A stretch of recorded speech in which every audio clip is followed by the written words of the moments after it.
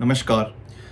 हमारे जहन में एक मसला शिमला नगर निगम से संबंधित और शहरी विकास विभाग जो हमारे पास है, उससे संबंधित जो हमारे पूर्व विधायक हैं आदरणीय श्री राजेंद्र राणा जी, उन्होंने कुछ इर्रेगुलरिटीज़ का मसला पेयजल योजना जो शिमला के अंदर चल रही है, उसके संबंध में उठाया है। मैं उस विषय में कुछ स्थितियाँ जो है वो स्पष्ट करना चाहता हूँ कि शिमला के अंदर जो प्रेशराइज्ड 24/7 वाटर सप्लाई स्कीम है, ये वर्ल्ड बैंक द्वारा इसको एनविसेज किया गया था और दो फेजेज़ में इसको बांटा गया है, जिसमें एक में इसको सतलुज नदी से ये पानी उठाकर दूसरे फेज़ में इसको शिमला के हर घर तक प्रेशराइज तरीके से 24 घंटे ये पानी देने का प्रक्रिया है।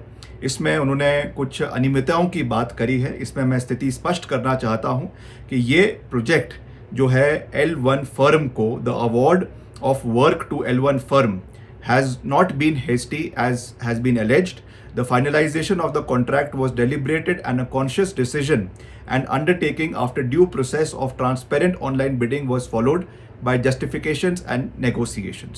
जो हमारा इसमें एक बोर्ड ऑफ डायरेक्टर्स है, जिसमें IIT रुड़की के सदस्य है, इंडिपेंडेंट डायरेक्टर्स है और एक्सपर्ट्स है। इन्होंने 23 फरवरी 2024 को इस बैठक में ये निर्णय लिया कि जो L1 फर्म है उसको ये अवार्ड किया जाएगा, जिसके बाद तत्पश्चात 13 मार्च 2024 को जो हमारी काउंसिल ऑफ मिनिस्टर्स हुई है, उसमें इसकी मुहर लगने के बाद ड्यू प्रोसेस के साथ इसको अवार्ड किया गया है। जैसा इसमें कहा गया है कि ये सिंगल फर्म को दिया गया है, इसमें मैं कहना चाहूँगा कि the construct of water distribution project was envisaged as a single integrated contract for the city of Shimla akin to a one city operator concept. This was to ensure single point responsibility, accountability for all service delivery parameters and greater customer centricity, ताकि एक responsibility fix हो और एक ही firm इसको पूरे शहर के अंदर करे, ताकि उसमें डिलीवरी पैरामीटर्स मीट करे। उस सोच के साथ इसको इम्प्लीमेंट शहर के अंदर किया गया है।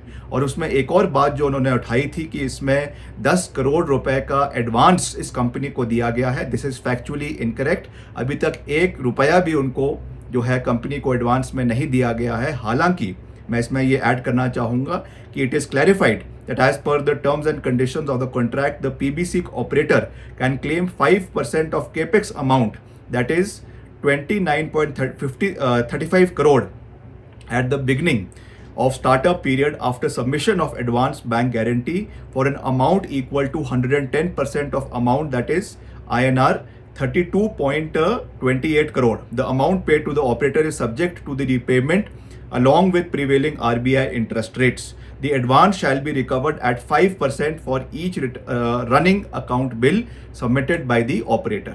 ताकि इसमें 5% की जो रनिंग कॉस्ट है उसके हिसाब से जो है ये पैसा उनको स्टेज वाइज दिया जाएगा और उसमें बैक गारंटी जो है वो उनसे ली जाएगी। तो मैं ये कहना चाहता हूँ कि all due process of laws have been followed and the board of directors which is headed by the chief secretary and all the independent members and experts, जिसमें IIT के सदस्यों को भी हमने लिया है, उन्होंने अपने रिपोर्ट के हिसाब से इसको अवार्ड किया गया है। इसलिए जो ये बयान आदरणीय राजेंद्र राणा जी ने दिया है वो राजनीति से प्रेरित है, फैक्चुअली इनकरेक्ट है और आने वाले समय में इसका एक पूरा रिकॉर्ड हम जो है जनता के सामने भी रखेंगे, ताकि इसमें कोई भी क्वेश्चन मार्क जो है वो ना लगे। Because we are government headed by the honourable chief minister Shri Sukhvinder Singh Sukhu.